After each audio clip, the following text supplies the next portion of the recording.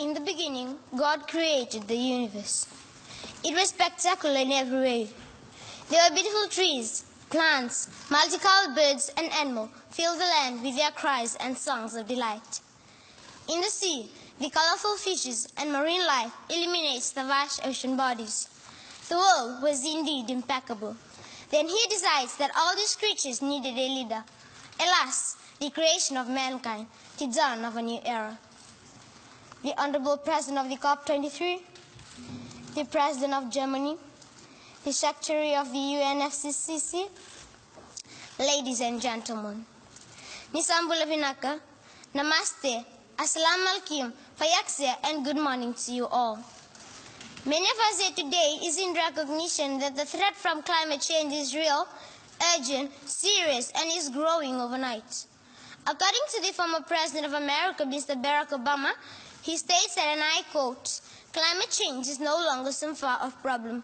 It is happening here, it is happening now," unquote. Yes, ladies and gentlemen, this is real. It is not a mere dream. Are you ready to face life without Earth?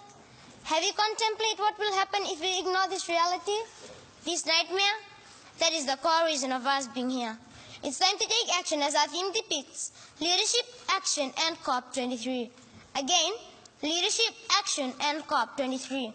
The question is, what to do, how to do, and who to do it? Well, my dear audience, it's not about what, how, or who. It's about what you can do as an individual. As parents or teachers, what can you do? As students or leaders, what can you do? It is a terrible problem and it needs to be solved. It deserves to be a huge priority. Ladies and gentlemen, I sit at home watching and hearing the news where the sea is swallowing villages, eating away at shorelines, withering of crops, relocation of people, cries over lost loved ones, dying, hunger and thirst. It's catastrophic, it's sad, but it's real. If we search Google today, we will get almost 65 million pages of results.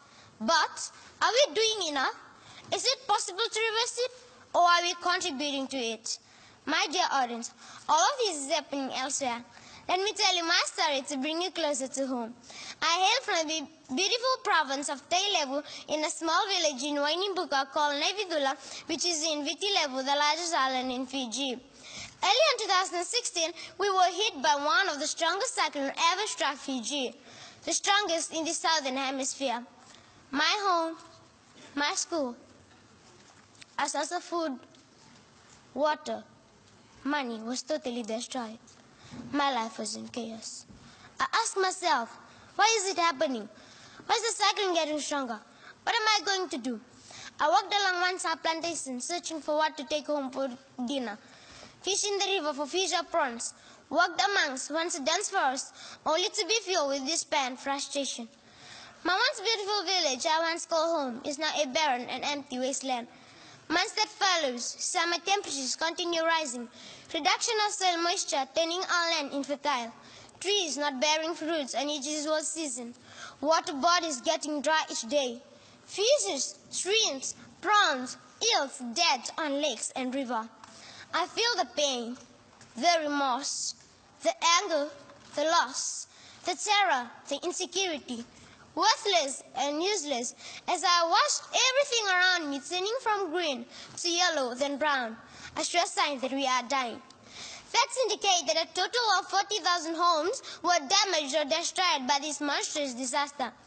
That is an eye-opener for us as an individual, communities, nation, and also as a global village.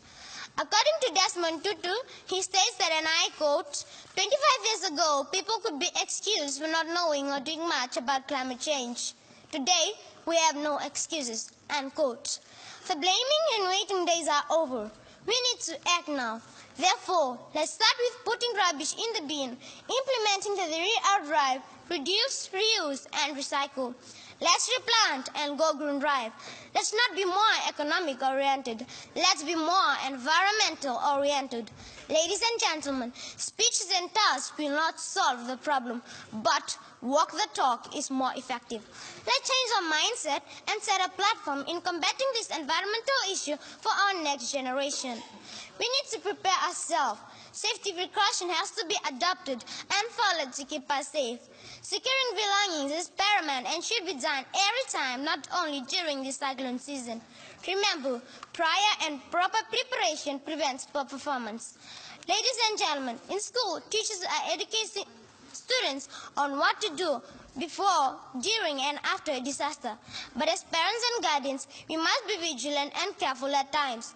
This is sure not going to happen if we pretend and wait for others.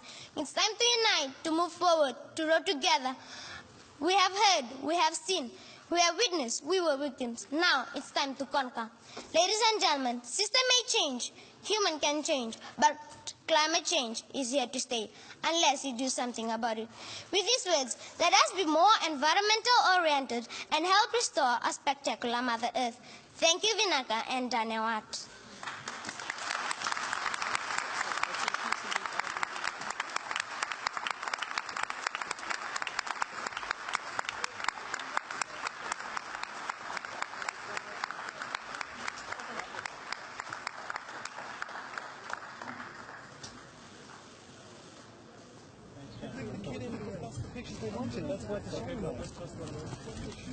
Herr Bundespräsident, könnten wir noch mal einmal einen Schuss haben mit dem Foto mit dem Präsidenten von Fidschi und Frau Espinosa?